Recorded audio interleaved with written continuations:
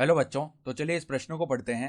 एक plus iota बट्टा एक माइनस आयोटा माइनस एक माइनस आयोटा बट्टा एक प्लस आयोटा का मापांक ज्ञात कीजिए। तो यहाँ पर देखो, हमें इस सम्मिश्र संख्या का मापांक ज्ञात करना है। तो प्रश्न में आगे बढ़ने से पहले इस प्रश्न से संबंधित जो मुख्य उदाहरण है उसकी हम चर्चा कर लेते हैं। तो देखो, मुख्य उदाहरण हम जानते हैं, यदि यदि हमारे पास में सम्मिश्र संख्या हो ए प्लस में आयोटा बी, तो इसका जो मापांक होता है यानी कि जेड बार होता है, जेड बार नहीं, जेड का जो मापांक होता है वो किसके बराबर आता है।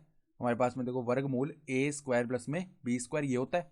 ठीक है, तो अब देखो, पहले हम क्या करते हैं, इसको ए प्लस आयोटा बी के रूप में लेकर आते हैं। तो देखो क्या लिखा हुआ है, एक प्लस आयोटा बट्टा में एक माइनस आयोटा, माइनस में क्या है, एक माइनस आयोटा बट्टा में एक प्लस आयोटा, ये लिखा हुआ है। तो यहाँ पर हम पहले क्या करते हैं, लैसा ले लेते हैं। तो एक माइनस आयोटा गुणा में एक प्लस आयोटा, ये आ जाएगा।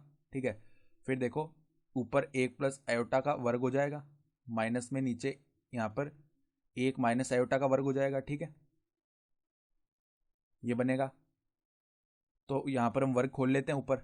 ठीक है, तो किस प्रकार से खुलेगा, देखो, वर्ग एक का स्क्वायर होगा तो एक आ जाएगा, फिर आयोटा स्क्वायर होगा, फिर प्लस में दो ए भी आता है तो दो आयोटा हो गया, माइनस में देखो, माइनस के साथ अंदर गुणा भी करते जाते हैं तो एक माइनस में आयोटा का स्क्वायर, ये पद बन जाएगा, फिर प्लस में यहाँ पे दो आयोटा आएगा।